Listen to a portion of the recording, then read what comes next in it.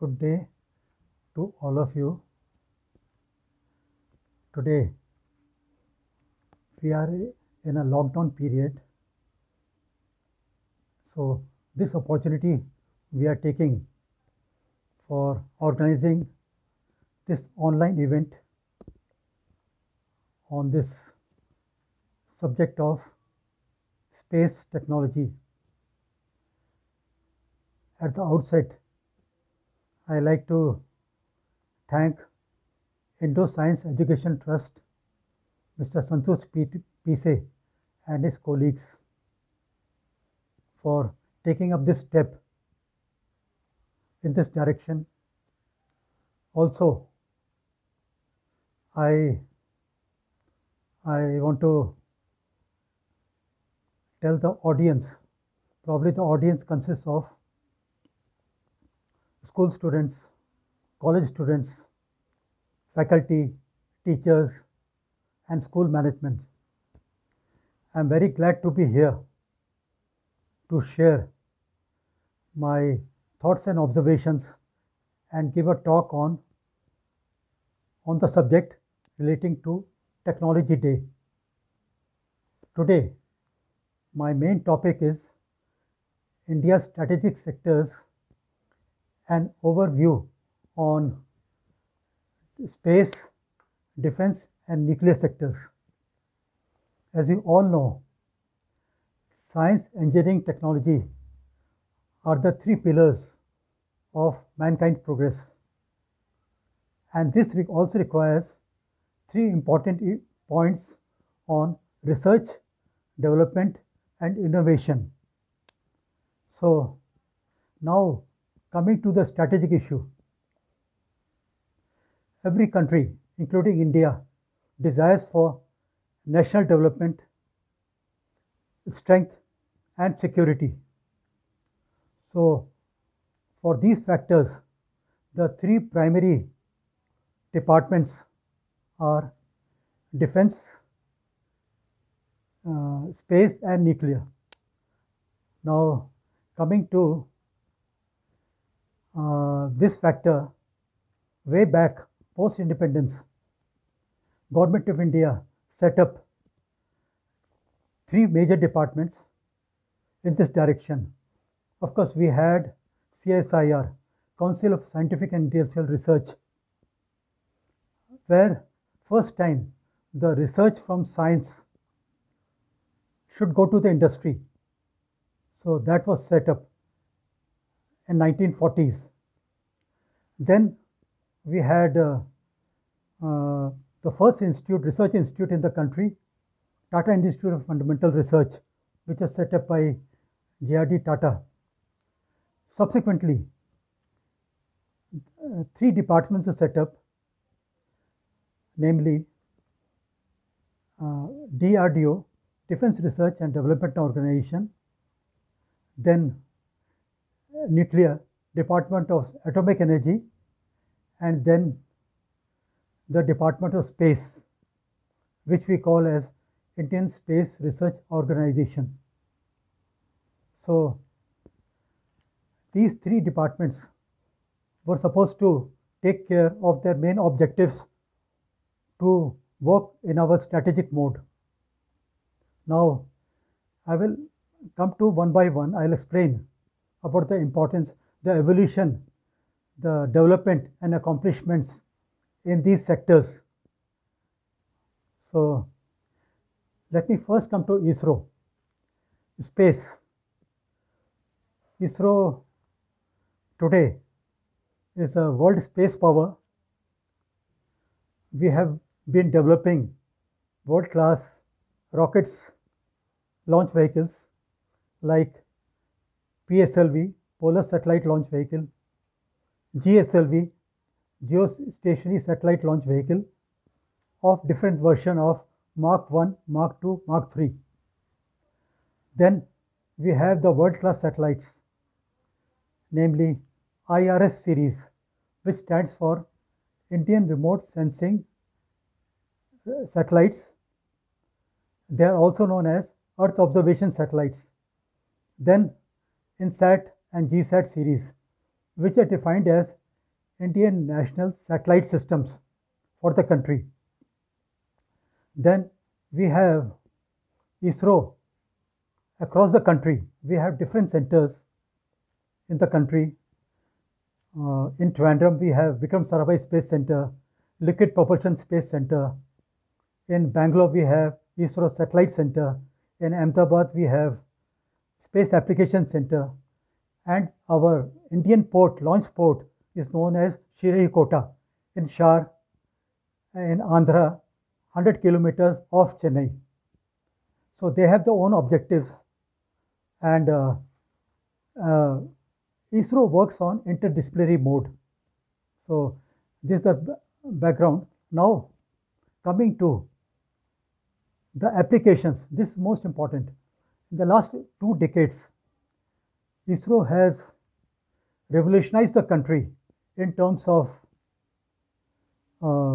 societal applications, e-governance, national development, strength and security.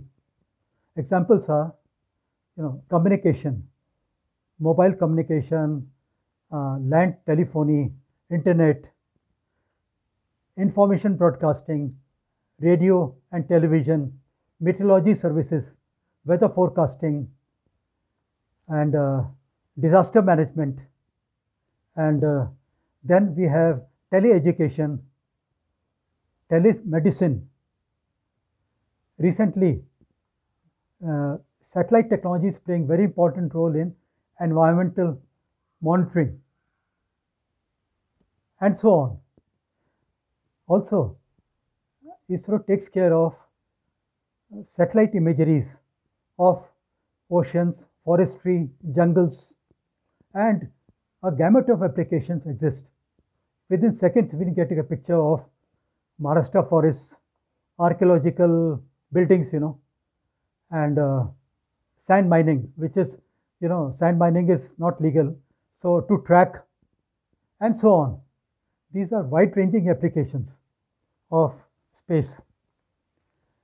And so now, at the same time, we have a lot of research potential is very heavy in terms of ISRO is having the excellent ISRO academia interface with research. We have space technology centers. They take care of research. In fact, in Pune, we have STC in University of Pune. Basically, ISRO encourages, funds the university to develop new projects in cutting edge research centers, research areas, where in space technology, etc. So this research will help in our applications. So this is the research potential. Similarly, we have very big space industry across, which I shall talk later on maybe. Now, coming to career opportunities, there are plenty of opportunities, which I shall cover in my next subject. Now, coming to the defense sector. So DRDO, as I told, takes care of R&D for the armed forces in terms of missile technology, in terms of artillery weapons, for fighter planes, helicopters, Indian naval ships, submarines, all these technologies, the engineering instrumentation required is taken care by DRDO in terms of development.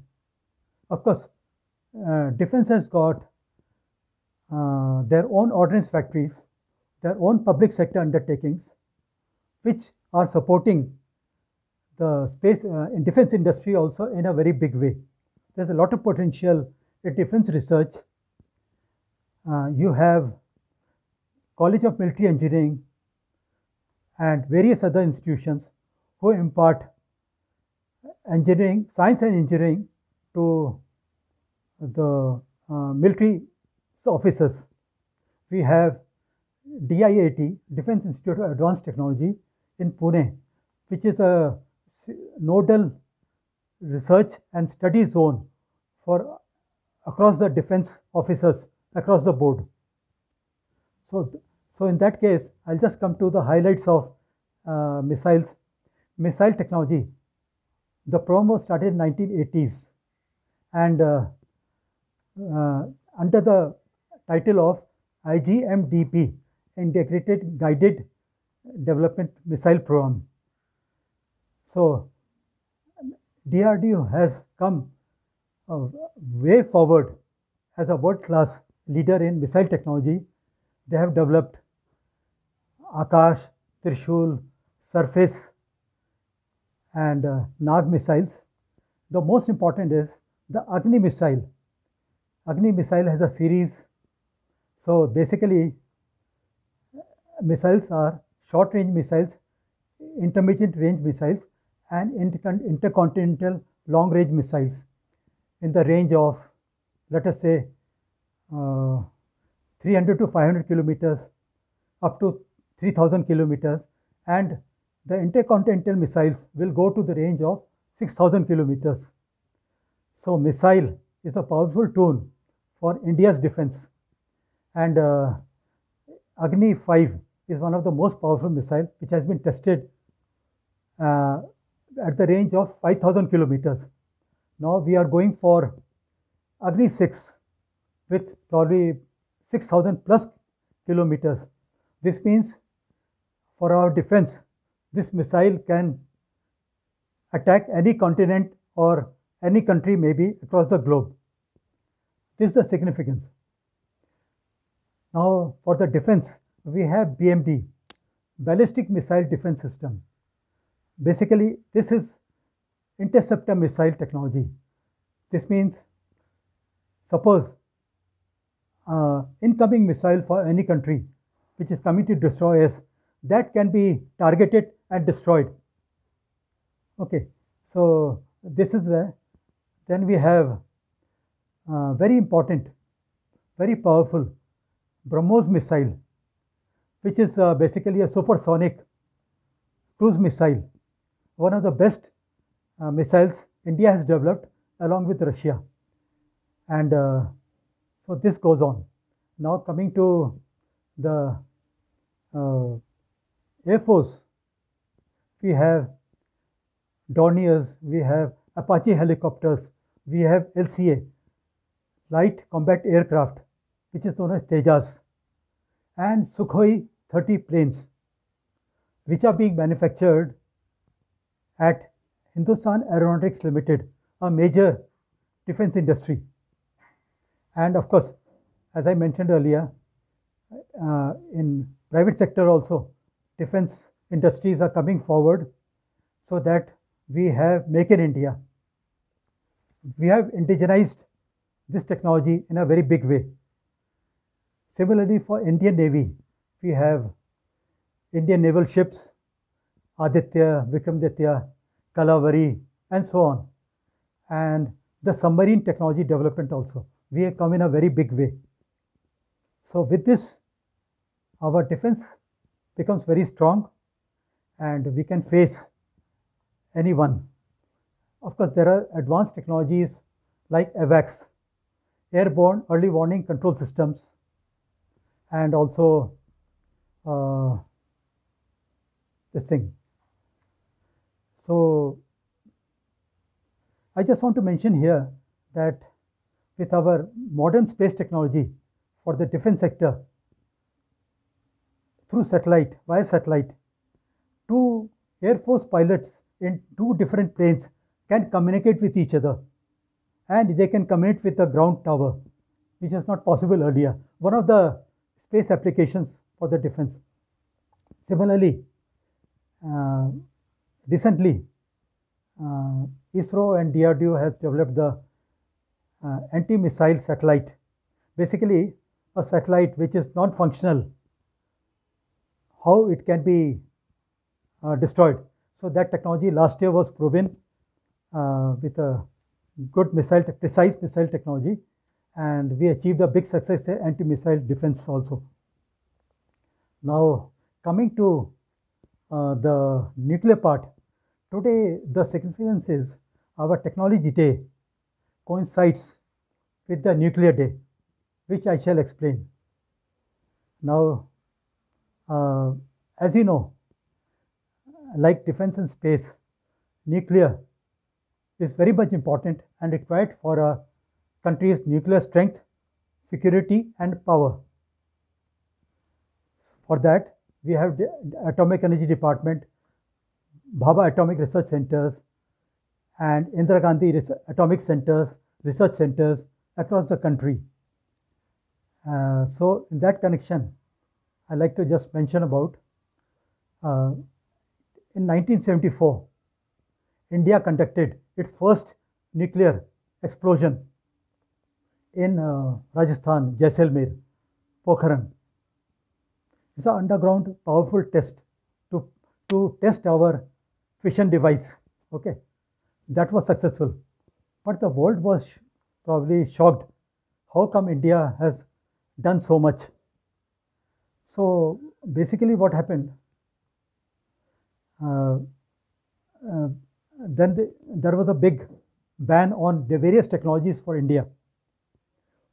Then our indigenous efforts went on.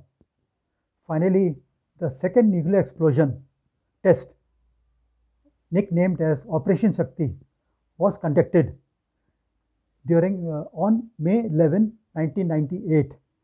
Of course, there was another test on May 13, which again was conducted at Pokhran, and that test was quite powerful device, and that also really surprised the world. Probably that was the best technology test for India in the previous century, 1998.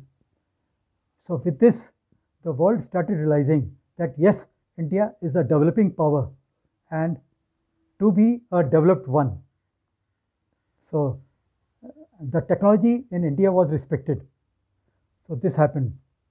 So this today's day, today I mean this May 11 is celebrated that time by the Prime Minister and Government of India. They declared Technology Day. 11th May is the Technology Day to be celebrated every year. And this is celebrated every year by the Department of Atomic Energy and other forums also. So this is the significance of this. Like we have Science Day, so we have Technology Day. So you know, science through the conduit of engineering becomes technology. Now in the nuclear sector, second part is nuclear power.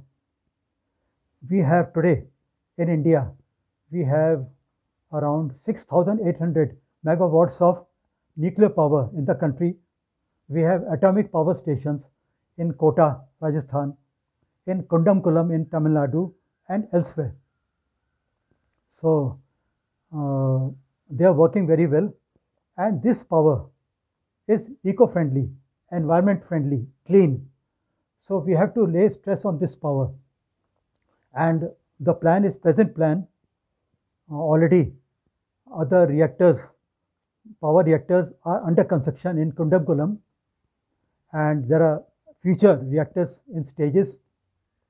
So the idea is by 2025 we should have around 20,000 megawatts of nuclear power.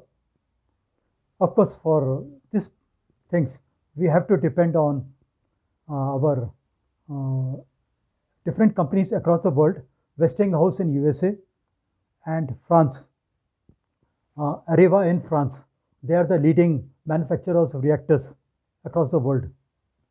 So this power goes on, and now the new research sector in this power is FBRT, fast beta reader technology, which has been accomplished by Atomic Energy in Indira Gandhi Center for Atomic Research near Chennai, and they have realized 500 megawatts of power through this technology, which is the advanced one.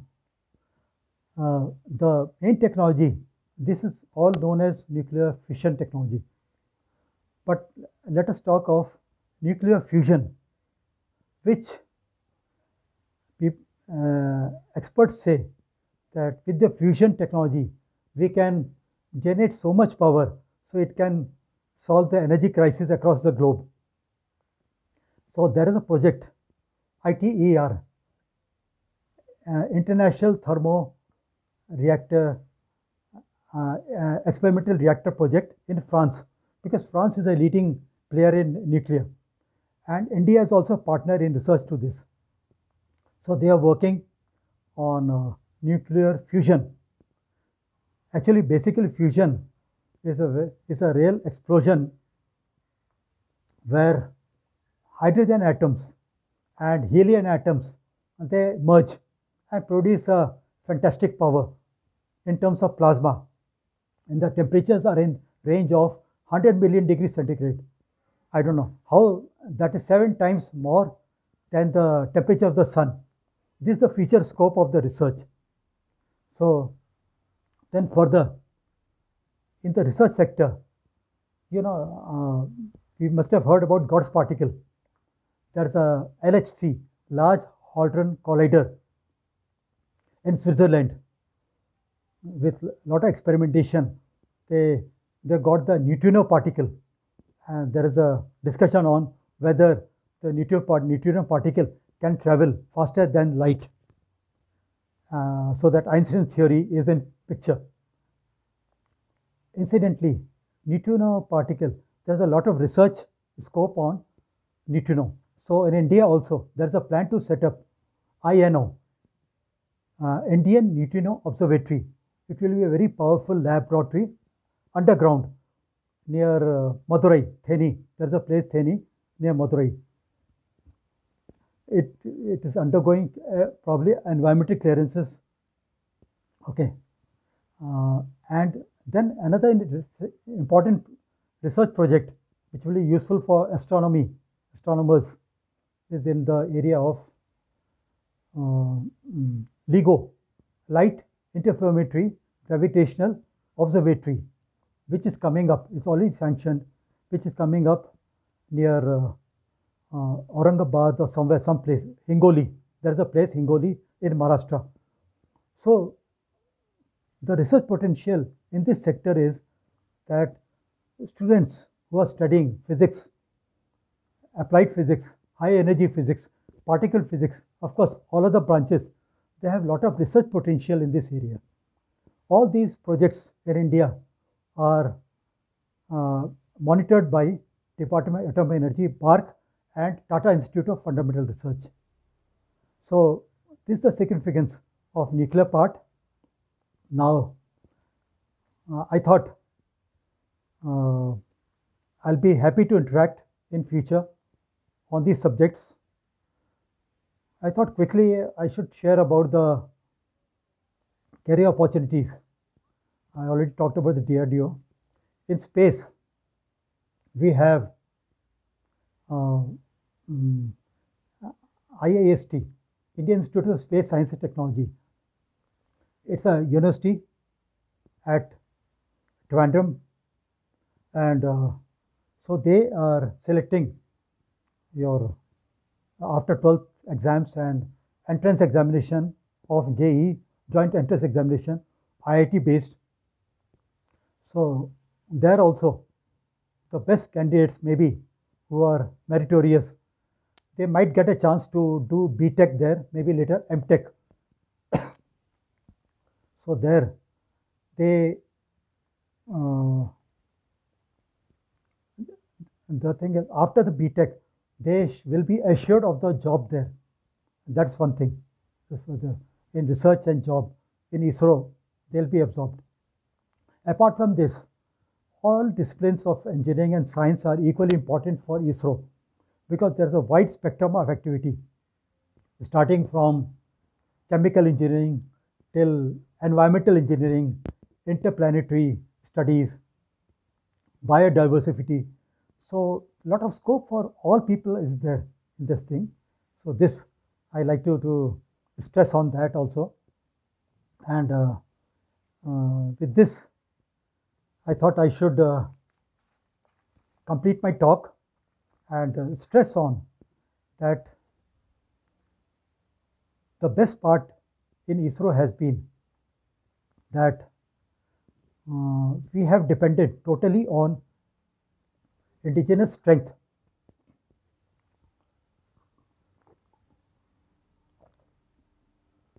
indigenous strength and self-reliance, depending on developing our own technology uh, by working it with our own hands. So we have a big history where we have worked, and we are very glad to say that ISRO is almost 100% self-sufficient, uh, and with our uh, what you call motto of truly made in India and make in India. So one thing I wanted to share last, that in these sectors, strategic sectors, no country is going to help you. You have to be self-reliant and self-sufficient in our own terms. So let's hope, like space in defense and nuclear, will gradually become self-sufficient in these sectors. And once again, I thank all the organizers, and we are very happy to be here to talk about this technology day. Rather, we can call it's a frontier technology, high technology for the country. And public by large, who are normally familiar with uh, conventional technologies, I hope they'll get a good idea of these sectors and enrich their knowledge. And let's hope the students get a good future. All the best.